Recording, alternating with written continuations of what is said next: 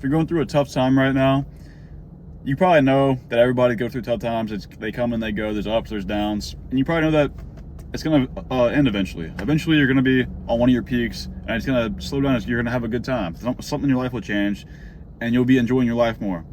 But the thing with tough times is when you're going through them, sure they suck, they're awful, you're probably depressed, but they're usually fun to look back on. You can look back on that time, and you'll have good stories to tell. You'll have just something to talk about, or maybe somebody go through the same thing and you'll have something to say about it. You can give them advice on it. So you get lessons from them, and you even get stories from them. So there's good things to them. And a metaphor that I learned that I really like a lot, it's a very good metaphor. It's that when you're going through a tough time, imagine you're walking backwards down a flowery path. So while you're going through it, you can't see the good in it, but once you're past it, you can see the flowers behind you. You can see the good that came from it. And there's been a lot of times in my life where I've been depressed. I've had shit going on that I'm like, man, this sucks. Life could be so much better. But the thing is, I can look back on all those times and I see so much growth from it, things that develop me as a person. I get great stories from it. I have very good stories from it. And that's pretty much the whole video. Is I was just going to talk about how hindsight's 2020. You can see what's really happening when you look back. But from here on, I'm going to talk about more about my personal life, things that happened for me, and some stories that I got from my toughest times in my life. And I haven't really talked about my personal life much to the audience, so if you are curious about me a little bit, you see some of my past. But the lowest point in my life, the lowest some of the low for me that I've experienced so far, was whenever I first turned 18. I moved to a different city, not too far. It was like an hour from where my home city was. And literally the same week I turned 18, I was ready to move out. I didn't know my situation at home, so I moved out with some people I knew from high school because they had a spot open. They asked me to go. I was like, sure, you know what? I'm down. I knew they were fun people. I knew they liked to have fun, and that's kind of what I was looking for at the time. I was in a very experimental phase, and I didn't do any like hard drugs or anything, but I tried some stuff that I was just curious about. I mean, I was a curious guy, and I knew they liked to have fun. They went and did stuff like that. And I mean, not drug related, but they did do that. But that's not what I mean. They just like to have fun.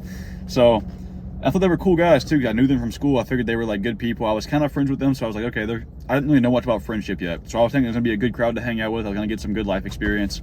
So I moved out with them, and they were all kind of bummy. They didn't really work jobs. They're thinking I was the only person who had like a stable job, and I was also in school full time.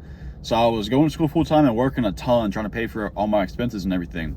So I moved out. I'm living out there, and I'm getting to know these guys really well. I'm getting a lot closer than I already was with them, and the home dynamic there was wild. Like it was there was always shit going on, but in the moment it sucked because it was so like hectic.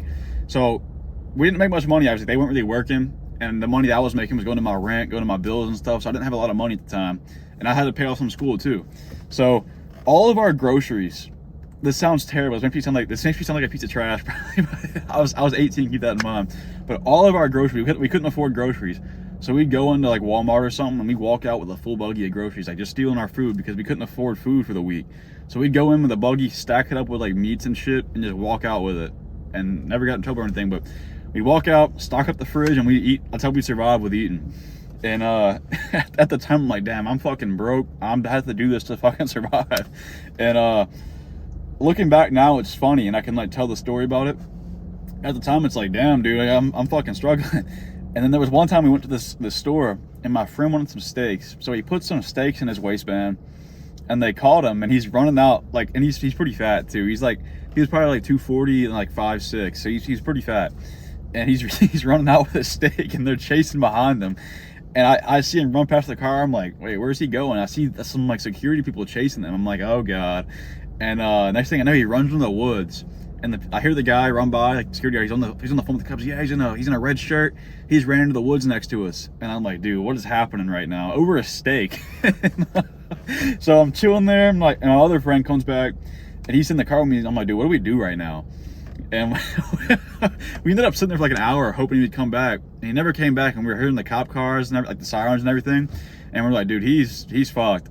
Even though it's a steak, like he probably had to pay a fine. That's it. But we're all freaking out, and I'm like, he might be trying to go back home. So we head back to the house, and we're waiting there. Another 2 hours passes. We're like, dude, where's this guy at? And it's like midnight, and we hear a knock on the door, and we're like, oh God, the cops are here. Or we thought it was the cops, and we go down there, and it's him. And he's covered in mud. He has no phone. The steak's gone. We're asking him the story, and he said the cops were chasing him through the creek, and his phone fell out of his pocket, and or through the woods, and his phone fell out the pocket, and he was gonna go back to grab it, but they were too close, so he left his phone in the woods, and he found a creek and hid in the creek, and I don't know how true this is. This is what he was saying. So he hid in the creek and got all muddy, and whenever he thought he was in the clear, he went out back in like this main city area and went into a Popeyes.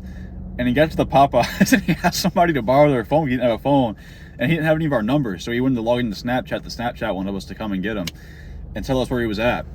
So he said the guy saw him covered in mud, and he was like, yeah, maybe I shouldn't give my phone to this guy.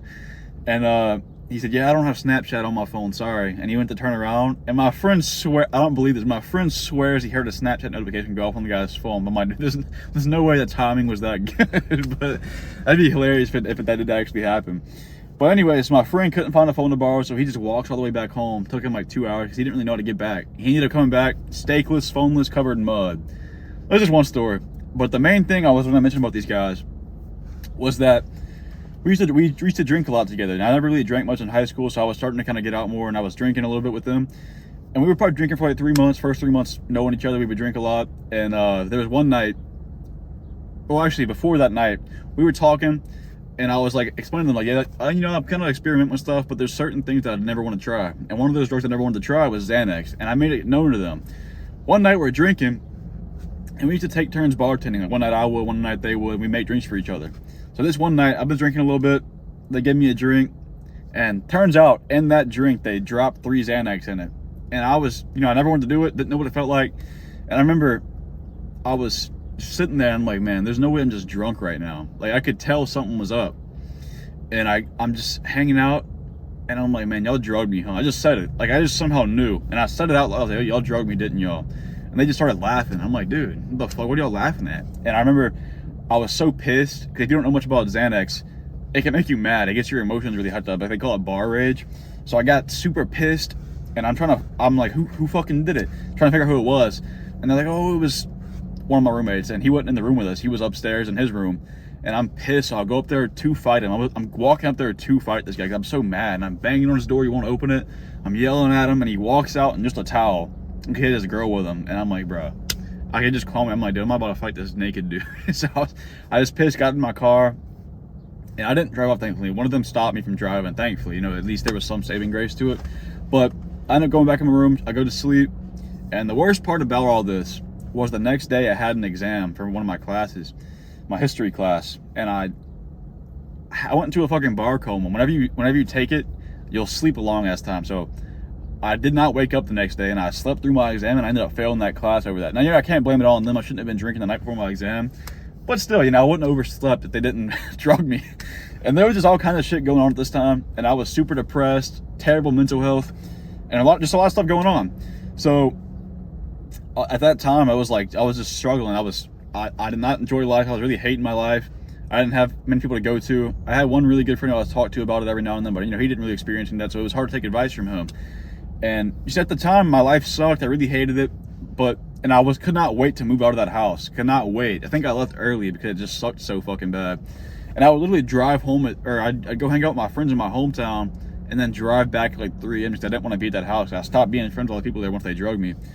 And just so much happened. I was in a very bad mental space, and it just sucked. But now looking back on it, like, I just had all these stories to tell, and they're funny to me. But at that time, everything sucked. I didn't want to be around them. My life I remember one time I woke up to go to school, and I was kind of like crying on the way to school because I felt like my life sucked so bad. I had some tears coming out, and it was like 8 a.m. and I'm just sitting there driving to school crying. I'm like, dude, fuck, my life is rough right now.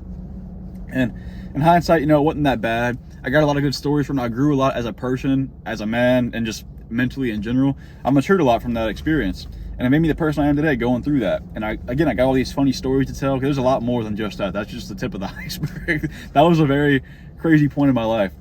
And I'm just telling the story to show you, like, whatever you're going through right now, you'll get over it, and it'll be funny to look back on. There'll be things you can talk about, or you can give advice on it. If somebody came to me about advice, or for advice on like bad roommates or getting over a bad like mental spell, or they're really broke, they don't know how to go about doing it. I can give advice on it, I can tell about my story, and I can tell them now, like, yeah, I look back on it, it's a fond memory. It's because at the time it was really the worst part of my life, like the worst time of my life ever. But now I look back on it and smile, like I got a lot of good memories out of it. Even though it sucked, the memories are really good.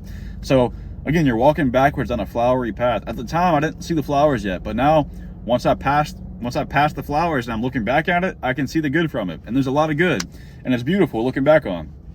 So keep in mind, hindsight's 20/20. You'll see it for what it is once it's over, and you'll appreciate the time that you spent at the lows, because again, the lows make the highs even better. So whenever you do get over this hump you're going through, you'll see the good in it, and it'll be really pleasant to look back on.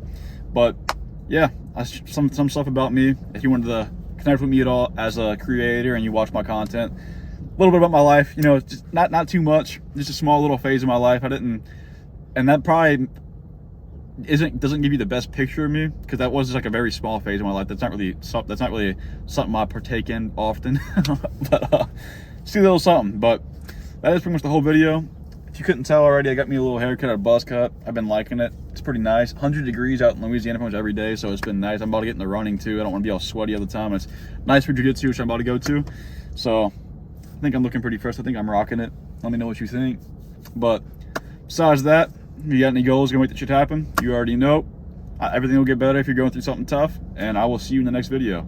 Please subscribe.